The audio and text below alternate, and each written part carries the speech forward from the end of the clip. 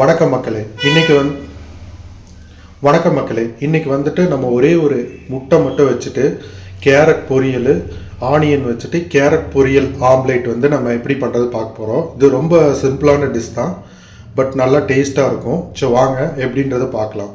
First நம்ம ஆனியனை வந்துட்டு சின்ன சின்னதாக நறுக்கிக்கலாம்.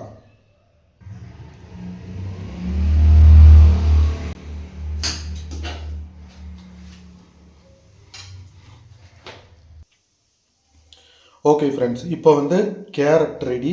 ப்ளஸ் பார்த்தீங்கன்னா வெங்காயம் சின்ன சின்னதாக நறுக்கியாச்சு. நான் பெரிய வெங்காயம் தான் நறுக்கியிருக்கேன். இப்போ நம்ம ஒரு பவுல் ஒன்று எடுத்துக்கலாம். ஓகே, பவுல் எடுத்துட்டேன். இதில் ஒரு முட்டையை உடச்சி ஊற்றிடலாம்.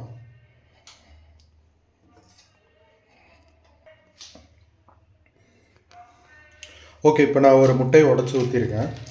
ஸோ அதில் கொஞ்சோண்டு கறி மசாலா லைட்டாக ஒரு டேஸ்ட்டுக்காக, அப்புறம் மிளகாய்த்தூள் கொஞ்சோண்டு,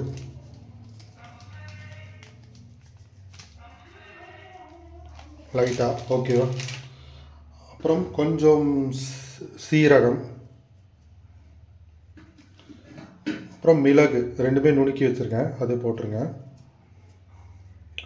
அப்புறம் நம்ம நறுக்கி வச்சுருக்கிற ஆனியன் இது கூட போட்டுடலாம்.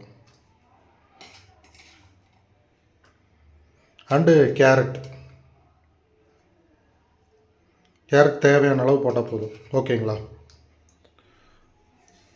ஓகே, அப்புறம் இதுக்கு தேவையான அளவு உப்பு.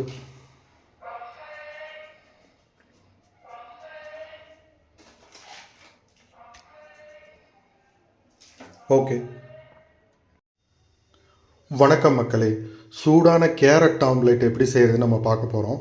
இப்போ நான் ஒரு பவுலில் ஒரு முட்டை, கொஞ்சோண்டு கேரட் பொரியல், ஆனியன், லைட்டாக கறி மசாலா தூள், கொஞ்சோண்டு மிளகாய் தூள் டேஸ்ட்டுக்காக, அப்புறம் பெப்பர், சீரகம் இதெல்லாம் கலந்து வச்சுருக்கேன்.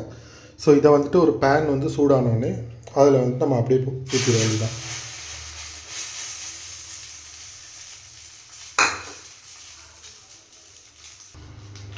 இதுக்கு தேவையான அளவு எண்ணெய்.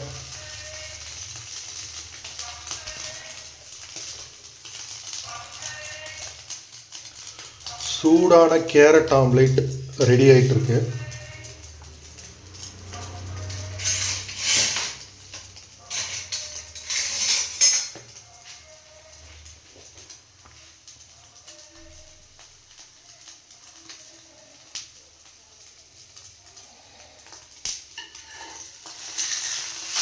அப்படியே திருப்பி போட்டுருங்க.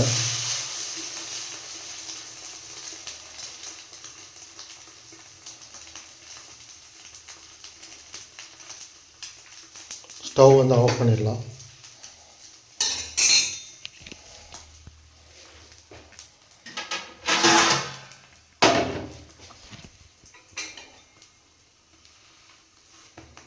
ஓகே, இப்போது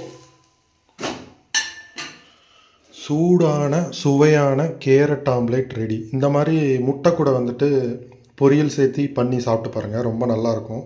இந்த டிஷ் பிடிச்சிருந்தால் லைக் பண்ணுங்கள், கமெண்ட் பண்ணுங்கள். பாய், தேங்க்யூ.